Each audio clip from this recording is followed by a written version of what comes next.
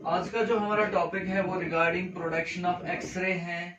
Production of x ray को जानने के लिए हमने यहाँ पे एक एक्सरे ट्यूब ड्रा किया है। यहाँ पे दो पार्ट्स है, यहाँ पे हमारा एनोड है और यहाँ पे हमारा कैथोड है। जो एनोड है वो पॉजिटिवली चार्जड होता है और जो कैथोड है वो नेगेटिवली चार्जड होता है, ठीक है। और बिटवीन दिस यहाँ पे एक वैक्यूम स्पेस होती है।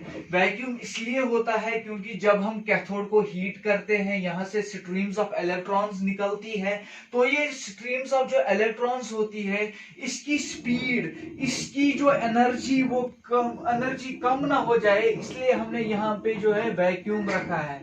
क्या रखा है? इसकी वेलोसिटी, इसकी जो एनर्जी है वो कम ना हो जाए, इसलिए हमने यहाँ पे वैक्यूम रखा है, ठीक है। हम कैथोड को हीट करते हैं, यहाँ से स्ट्रीम्स ऑफ इलेक्ट्रॉन्स निकलती है, वो स्ट्राइक करती है एनोड को और यहाँ पे प्रोडक्शन ऑफ एक्सरे फोटॉन्स होती है, ठीक है। और जितनी ज्यादा डिस्टेंस जो बिटवीन एनोड और कैथोड जितनी ज्यादा होगी उतना ज्यादा जो इलेक्ट्रॉन जो है वो फास्ट ट्रेवल करेंगे। जो इलेक्ट्रॉन मूवमेंट होगी वो वेरी फास्ट होगी। और जो यहाँ पे मूवमेंट ऑफ इलेक्ट्रॉन, यहाँ पे जो इलेक्ट्रॉन है वो मूव करता रहता है, इसकी वजह से इसकी काइनेटिक एनर्जी जो होगी वो होगी इक्वल टू 1/2 ऑफ mv²।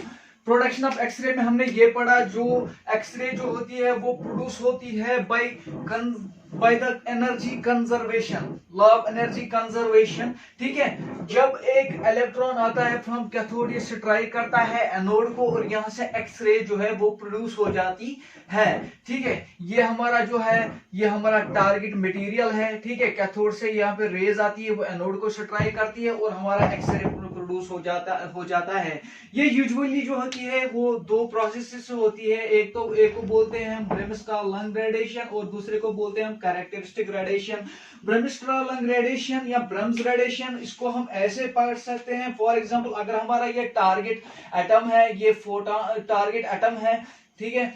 तो यहाँ पे हमारा न्यूक्लियस होगा, यहाँ पे एक शेल है, यहाँ पे दूसरा शेल है। तो जो ये यहाँ पे इंसिडेंट जो हम इलेक्ट्रॉन यहाँ पे हम करते हैं, जो हम यहाँ पे इंसिडेंट जो इलेक्ट्रॉन करते हैं उसकी एनर्जी 90 keV होनी चाहिए, क्योंकि जो के शेल की जो बाइंडिंग एनर्जी है वो 69 keV है और जो एल शेल की है वो 12 keV है। So it has to reach to the nucleus, so it must have the enough energy that is equal to 90 keV।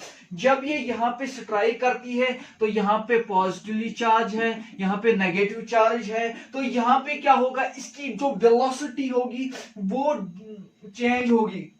For example अगर ये यहां से आ गया तो इसकी डायरेक्शन चेंज होगी, मतलब इसकी वेलोसिटी चेंज होगी। और यहाँ पे एक फोर्स होगा, उसको बोलेंगे हम columns force. Columns force of attraction जो होगी वो यहाँ पे एक फोर्स होगा और इसकी वजह से जब ये यहाँ पे स्ट्राइक करेगा यहाँ पे लॉस ऑफ काइनेटिक एनर्जी होगी। जब लॉस ऑफ काइनेटिक एनर्जी होगी, ये loss of kinetic energy convert होती है इनटू द एक्स रेज, ठीक है। और अगर हम देखेंगे जो डिस्टेंस बिटवीन द प्रोटॉन और जो इलेक्ट्रॉन अगर वो कम होगी तो इसका मतलब यह है कि इसमें ज्यादा जो काइनेटिक एनर्जी है वो लॉस होगी और जो यहाँ पे एक्सरेज निकलेंगी उसकी जो एनर्जी होगी वो बहुत ज्यादा होगी।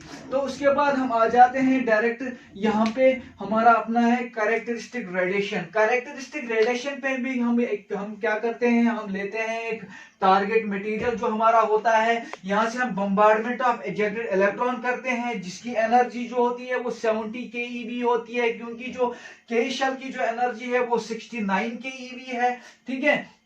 तो इस को इजेक्ट करने के लिए इस जो हमारा इंसिडेंट इलेक्ट्रॉन है इसकी एनर्जी इससे ज्यादा होनी चाहिए ताकि इसकी वजह से जो है ये इजेक्ट हो जाए। तो जब हम बम्बार्ड करते हैं ऑन द के शेल तो यहाँ से जो इलेक्ट्रॉन है वो इजेक्ट हो जाता है और हमने यहाँ पे 70 keV जो एनर्जी दी, यहाँ पे हमारा खाली 69 keV रहता है और जो यहाँ पे एनर्जी जो बचती है वो ये आपस में ट्रांसफर करते हैं, that is incident electron and the ejected electron, so that the vacancy is created. जब यहाँ पे वैकेंसी क्रिएट हुई, इस वैकेंसी को फिल करने के लिए यहाँ से भी इलेक्ट्रॉन आ सकता है, यहाँ से भी इलेक्ट्रॉन आ सकता है, ये के शेल से भी आ सकता है, ये एल शेल से भी आ सकता है, जब तक ना जो ये एटम है वो स्टेबल बन जाए, ठीक है। उसकी वजह से क्या होगा, जो यहाँ पे जो वैकेंसी होगी वो फिल होगी यहाँ के शेल से, यहाँ यूजुअली जो है वो एल शेल से यहाँ पे वैकेंसी जो है वो फिल हो जाती है, क्योंकि जो एल शेल की जो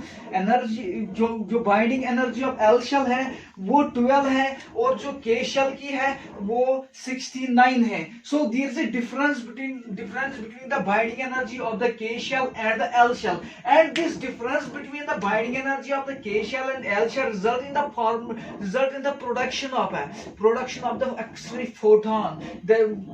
And the process is known as characteristic radiation. So our next topic will be about related to the X-ray tube.